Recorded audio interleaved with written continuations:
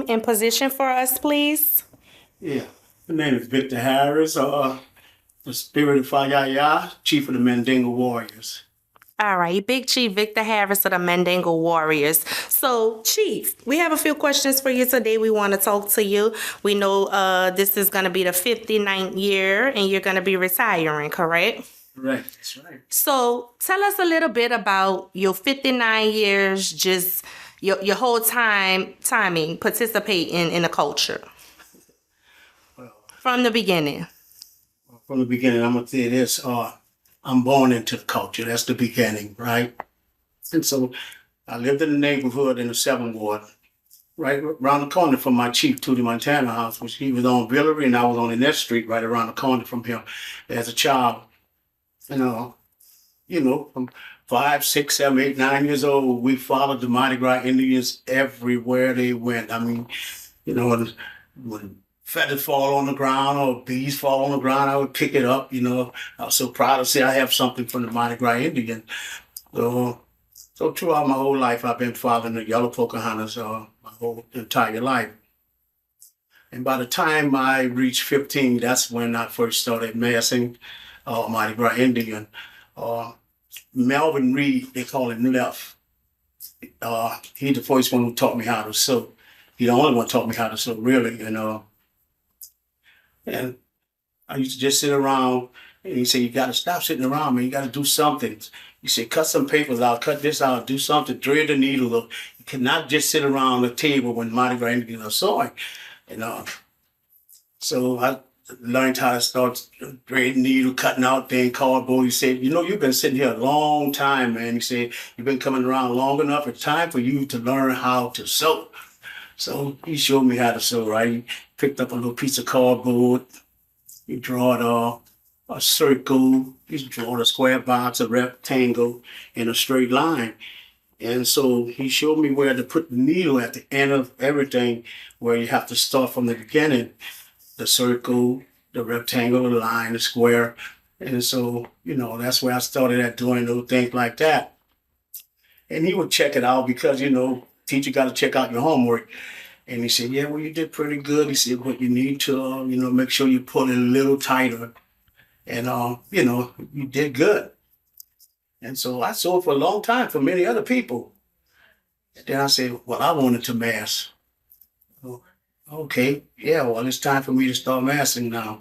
At the age of 15, not just making 15, probably 14 at the time. And I started massing, did sewing, doing things like that. I did pretty well. I was in the white suit, because you see, basically you come out in the white and you leave out in white. And so that's what the chiefs say all the time on. And wow, I never stopped, man. Every year I just picked up the, like Indian fever, or like a fever. So when you started with Yellow Pocahontas, when you first started out, what position did you start out in with that particular tribe? I was the flag boy, I was the flag boy. And at the time they had many flag boys. And it was saying, well, who's the number one flag boy? And this, that, and the other. It didn't matter to me who was the number one flag boy. As long as I was massing and I was the flag boy. But so their position number 1, 2, 3, like that. So I had my own position. I called myself Flag of the Nation. Flag of the Nation. They had no Flag of the Nation, so I became Flag of the Nation, with the axe and shield, because nobody never massed with an axe and shield during that time. And so I became Flag of the Nation for the Yellow Pocahontas. And I think I did that for maybe 20 years, something close to 20 years. Oh, wow. Okay, so you spent 20 years with Yellow Pocahontas under the late, great Allison Tootie Montana. Tell us what that was like being a part of the Yellow Pocahontas underneath Tootie Montana leadership. Wow.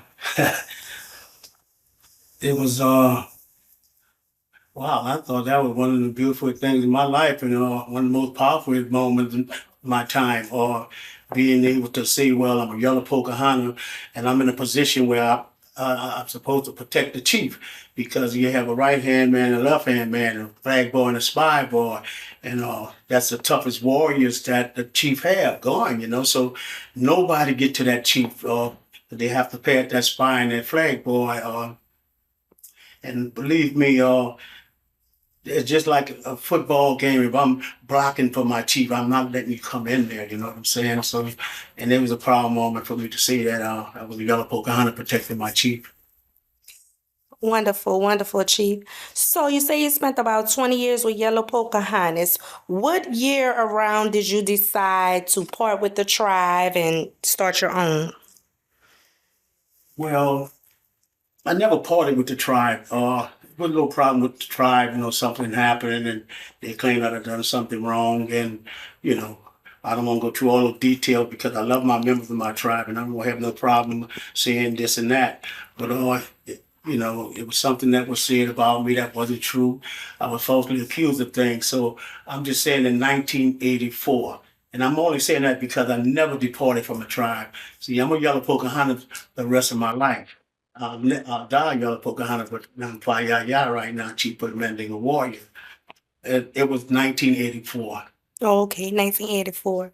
So when you decided to become chief, your style, the original of just being a Mandingo warrior. Tell us what a Mandingo warrior is, your style, what it represents.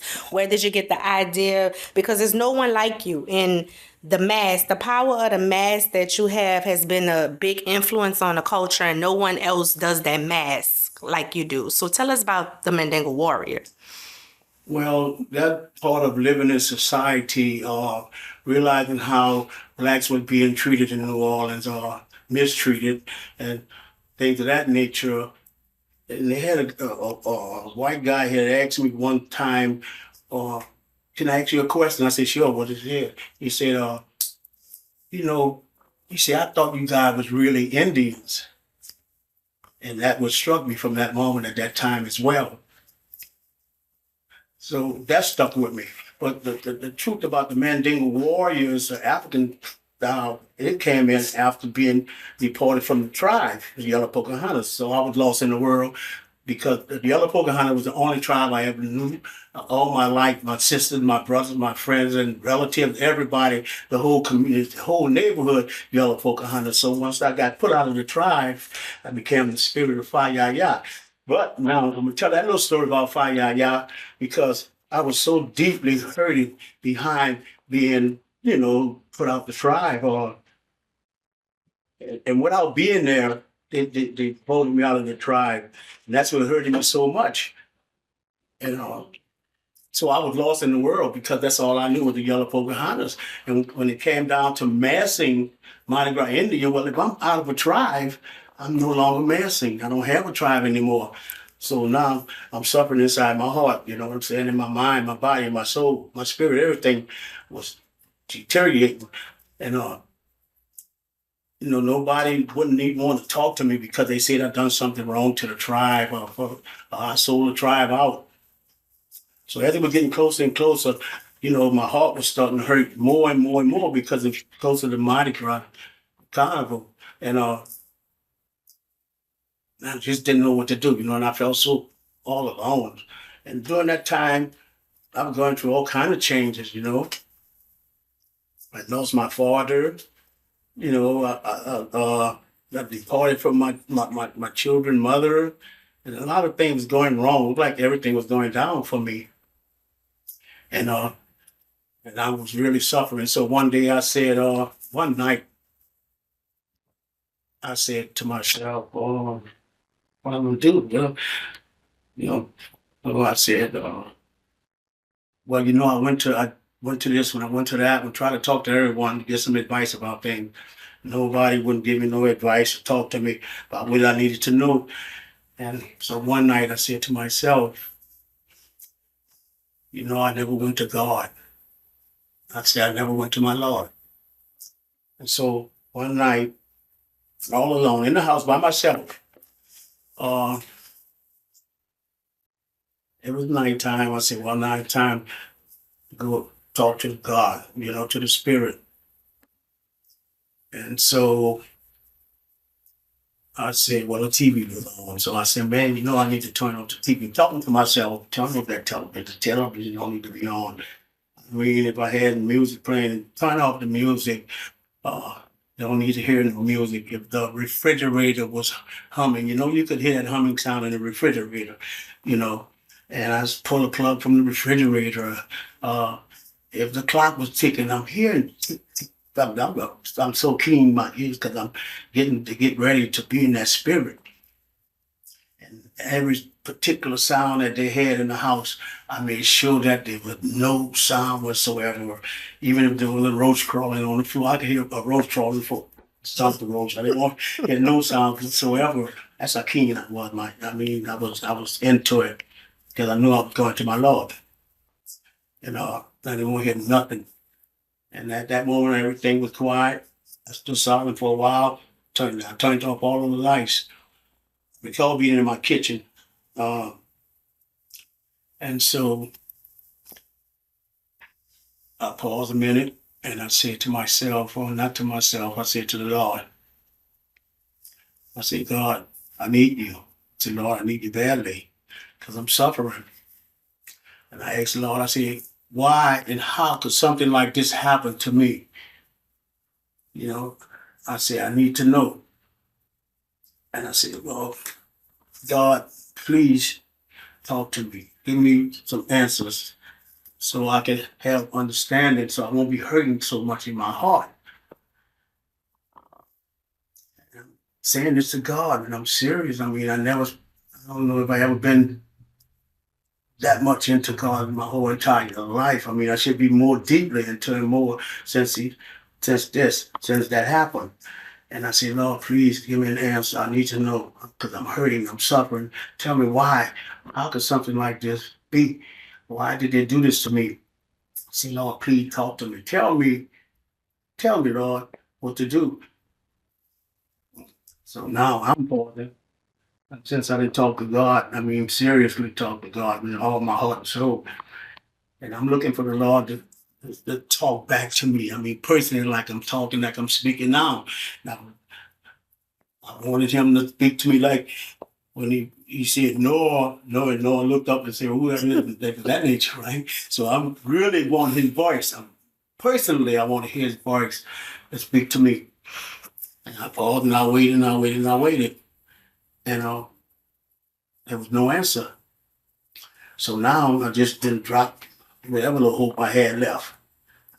And I said, please, Lord, say something, talk to me. No answer. So, wow. So I started just put my head down and I slid down the wall and I fold my leg like the Indians, like they sit, like they lay all folded all the way down the wall. And I cried, and I cried crocodile tears. It wasn't regular tears, it was tears at the head of the splash. That's how much I was crying. Like if my tear bag was bust, you know what I'm saying? And all the water came out my eyes. And so eventually I fell asleep. And so that next morning, I'm waking right when I woke up. Some kind of way I felt good about waking up. You don't just feel good about waking up like talking about it. And I just felt kind of good when I raised up and I started doing certain things and doing things like this. Now, before that moment, there was no such thing, no such word, no such person as the spirit of fire. Yeah. It was never in existence. So now when I'm waking, I'm stretching, I'm flexing, I'm doing like, I'm saying, you hear the thing, I'm hearing the, and I'm raising my eyebrow, and I'm saying to myself, right, yeah, and I raise my eyebrow again, I lift it, and I said it a little bit more confidence the second time. Yeah. Wow. And the third time, I just clenched my fist and I raised my hands up and I screamed to the top of my lungs, fire! And from that moment, I became a spirit of fire. Yeah. It's not a dictionary. It's not a word nowhere you can find. You know, you can't define this word. I'm the only one can speak of that word, to define the word, to tell you what it means. And I had realized after that, that came out of me, and I said, I'm the spirit of fire. Yeah, yeah. I said, thank you, Lord. Thank you. See, I had to rest. He had to let me rest. And I rested. And when I woke up that next morning, I woke up with that spirit. And so you see, that's my given spiritual cultural name. The spirit of fire, yeah, yeah. And that's from above. That's nobody nickname. That's nobody called me this. You know, I didn't just say this myself. This was given to me through the Lord. And it's the spirit of fire, yeah, yeah. You know, and that's how I became the spirit of fire, yeah, yeah. So now I had to take on a tribal name.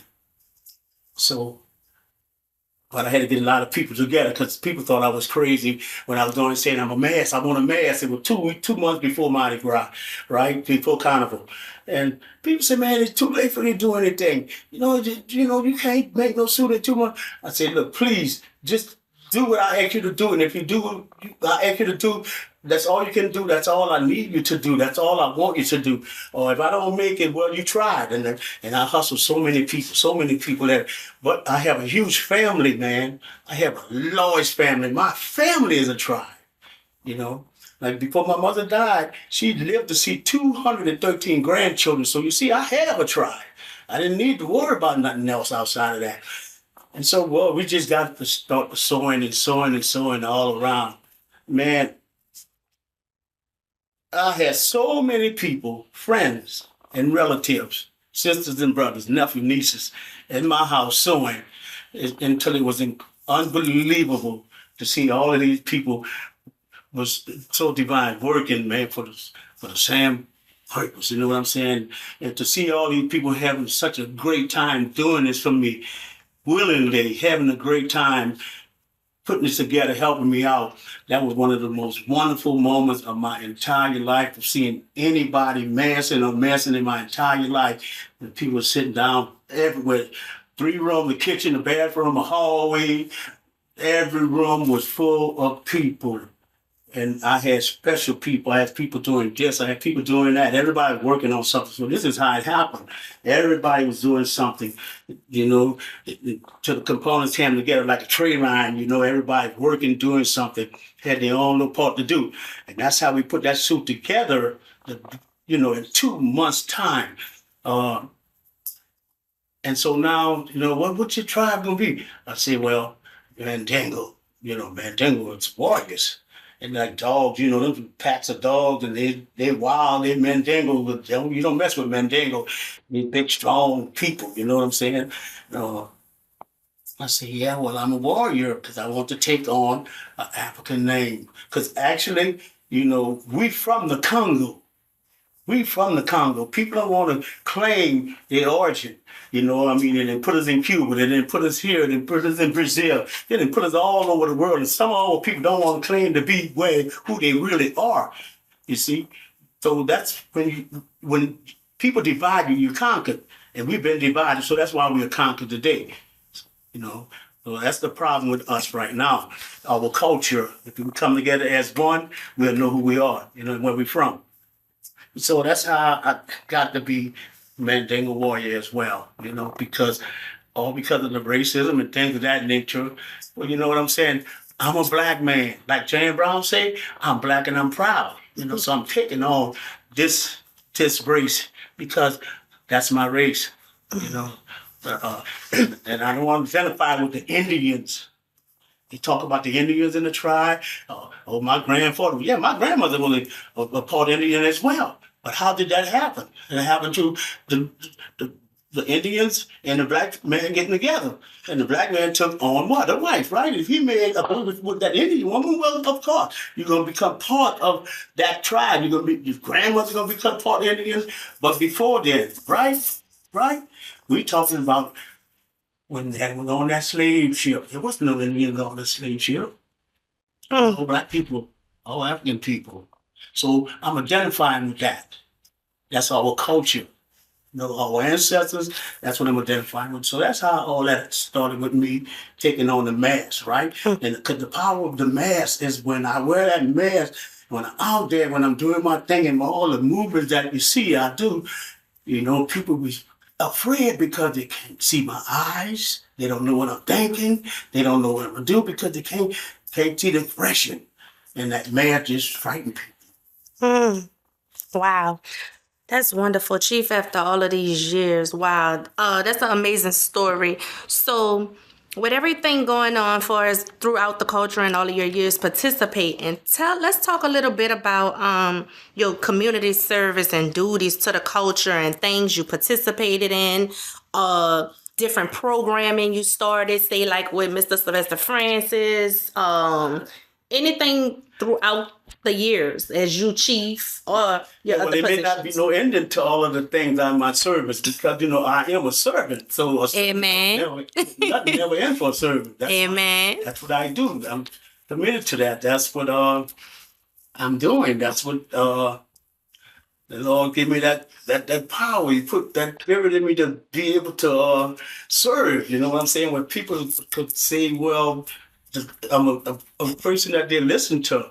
Now, my whole entire life, from being a little kid, man, in the neighborhood, we had a little gang like the Fat Albert gang. You know what I'm saying? And sometimes they would get in trouble and people would bully them, right? And they was like afraid to fight back. That's service. I'd go back there and tell them, beat him up, fight him back. They were scared. I said, well, you won't fight me? No, I won't fight you. So I said, we'll fight him back. Right? So that's serving. And he learned how to fight back. He's not being afraid. In my neighborhood, elderly people would call me and say, hey, young man, you want to do this for me? You want to do that for me? Just pick me out of the group, And yeah, I did all these things. There were people that would never let a person in their house would let me in their home, because they asked me to do things and they believed in me, trusted in me. Tambourine and Fan, coming up through the Tambourine and Fan. One of the first coaches on Huntersfield. You'll never hear this outside of what I'm saying. I coached for 7 years on the Huntersfield. I coached thousands of kids, Tambourine and Fan, I did all the service. It wasn't about pay because I never got paid to do anything, and I protected those children, taught those children, and it was just like mine. With your father, Mr. Francis, Hawkeye, Sylvester, I mean, we were the first one in the community, in the neighborhood, to get a back-to-school picnic party for the children every summer before they went back to school. And it was a party, picnic thing where we would get supplies for the children, school supplies, you name it. Books, pencils, everything, erasers, toilet paper, hair clips. We used to cut their hair, everything, school packs, all the things that a kid needed to go back to school with. Not just a school pack, but we packed a bag with every necessity that a kid needs to go to school with. Hundreds of kids, right? And it wasn't just a thing when we did that. It was a picnic. We would have, just like at the Jazz Fest, we would have jambalaya, hot dog, this, that, and the other. We had games for the children, Duck the Apple, old time game, pin the tail on a donkey, the tug of war, all kind of little games, hold egg on a spoon with the kids. Marie C. Kuval, elementary school, we would go do plays for the school, for the children. Booker T. Washington, you name the high school, you name the schools that I've been to. Even TCA, I went to where they have nursery for kids, did things for the children. There's so many things I could talk about, my service, And like I said, I am a servant, so that's what I do. I serve. Right. Well done, Chief. So 2 more things. I want to talk to you a little bit about, the retirement and passing that down. But before we get into the retirement of the ending, let's talk about a few members of the tribe and present members, past members. Anybody you want to speak on? Kim, Coach?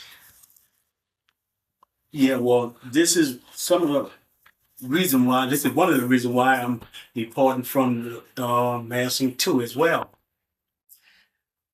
As I said earlier, I had 20 people sitting at my table sewing, right? And it went down to this and that and that and this and that. And it kept going lower and lower and lower because they were passing away. Big Al, Coach, Black Sam, Sammy Graham, my little brother Clifford Harris, so many other people. Just recently lost Rob, my little niece, my queen, Kim Booty, and all of the surrounding people that was at that table, they are gone. And so it's kind of lonesome sitting at that table, not having no one. This is my first year sitting at the table with no one at my table but myself sewing. And it's I can't say lonely because they are still there. Mr. Sylvester, everybody, they are all still there, but they're not there, at the table sewing, you know.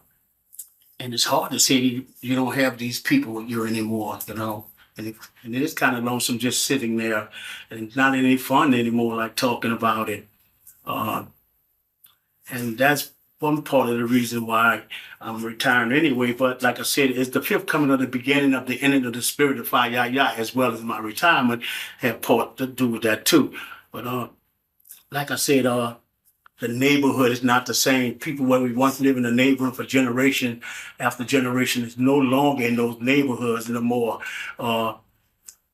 So how you gonna travel that past, like talking about it, going where these people used to stay. I used to stop at all the elders' houses in my community, my neighborhood. All of these people are dead and gone. And the neighborhood is not consist of our people anymore, And that path that we once traveled is like a roadblock because it's nothing around there. I only travel that way because I know why I go that way, because the spirit of my ancestors is there.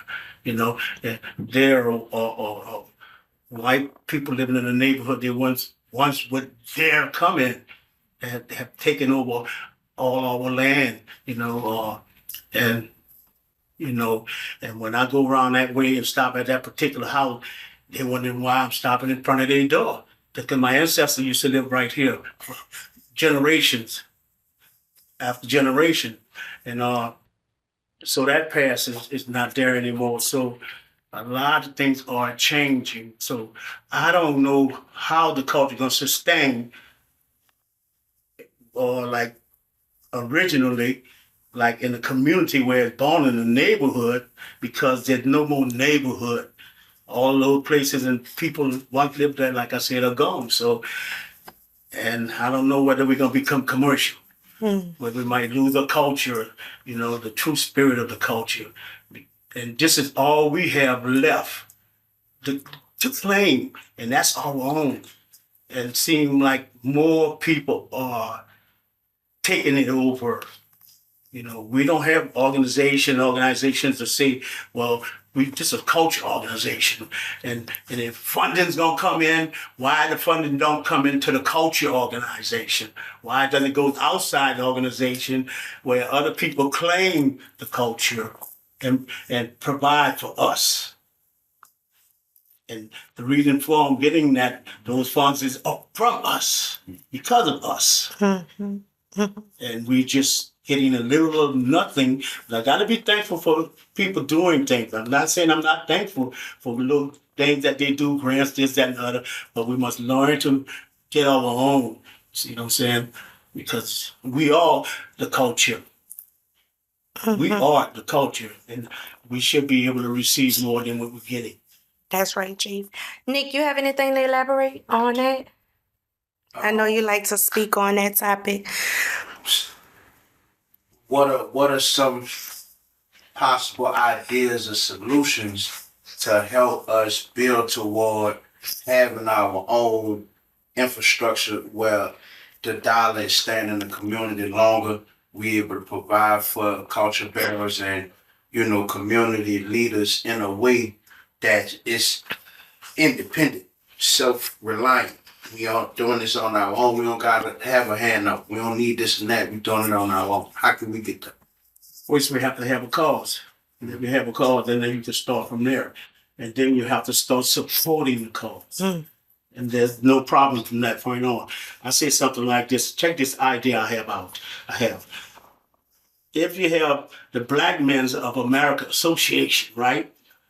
Black Men's of America Association. And if every black man was to give $1 a week, huh, you heard that? Where would we be? And you heard how simple that is? So, Chief, a lot of people don't believe that you're really retiring. Is this the end for you? Well, I don't believe I'm retiring. Yeah, well, this is the ending of me massing on Mardi Gras Day, as far as that. But like I said, I'm going to be basically involved with the culture. Yes, it is. Like I said, it's the fifth coming of the beginning of the ending of the Spirit of the Fire massing. It is, I'm emotional behind it too. It's hard to say I'm stopping massing, but I've been put in 50 something years, almost 60 years now. And all my life I've been serving and doing these things. There's other things that I want to do in my life now. I have grandkids and, my family got larger, things like that. It's just gonna be a sad thing for me, but it's gonna be something that's set up for me as well. Well, it's hard to say goodbye to yesterday. You know how that goes. But it's my time. You can do something for so long, and after that, it's over with. I don't want to be like an old fighter that they'll think I can box and they'll go get beat up and stuff like that. So it's time for me to step down. And like Michael Jackson said a long time ago in the song, you got to make way for the young folks, and I done made a way for the young folks. So you see, so it's their time to take over and continue on the culture, the legacy of all the fallen people, the ancestors, and those who are still living that's retiring like myself. Yes, I'm retiring from massing on Mardi Gras Day. Like I said, I will still be into the culture because I'll be doing ceremonial things like if somebody passed away, a chief or something, I'm gonna always come out and dress up with my ceremonial suits, not no Indian suit or nothing like that, but it's gonna be ceremonial, and I'm gonna always be part of that culture. I want to be part of everything that the culture have that's in the culture, whatever. I want to be able to help out the culture, enhance people, making them more knowledgeable, speak to the children, the people. I'm not going, I'm not leaving. I'm going to be there. I'm not going anywhere. It's just a thing of not messing. And it's a sad thing because that's why everybody said, no, please. And yeah, just like anybody would say, I got the tribe that they wish they had. You know what I'm saying? And every chief will say that about their members, Yes, sir. And that's how you're supposed to feel. And I want to add this to it. All the years that I've been doing this, I never had any problem. Might have had some pushing and shoving because people will test you and try you. But I never had any problem. I never started any trouble. Never gotten into no fight with nobody like talking about it. And this is what I want to put out there to those who we leaving behind to take care of this culture. Because we need understanding. We need to come together. We have different tribes, but with one nation. Mm-hmm. So I want to add that to that. And like I said my spy out in the street, and he come back and tell Big Chief everything he see. You know what I'm saying? Ain't nothing gonna That's get right. by without my spy to come back and tell the chief what's happening. And like I said, I'm gonna say I got the gang they wish they had. I got a gang that'll make them mad. You know what I'm saying? I have queens. I have many queens. I have more queens than any tribe that's in the city. Mm. And you big on the kids as well, Chief. Yeah. You have a lot of kids in the tribe. Yeah. Cater to the children. That's where we start from. My spy boy, my flag boy, they don't want to make a way for the big chief. My queens, I got a voodoo baby doll queen. She dance with a snake all the time. I have a queen that's really all damn priestess and shit. My queen Kim, she just passed away. Who didn't love Kim? Who didn't love Kim? You know what I'm saying? And to talk about everyone in my tribe, man, that's why we a tribe. We're not a gang. the tribe. And I'm proud of them all.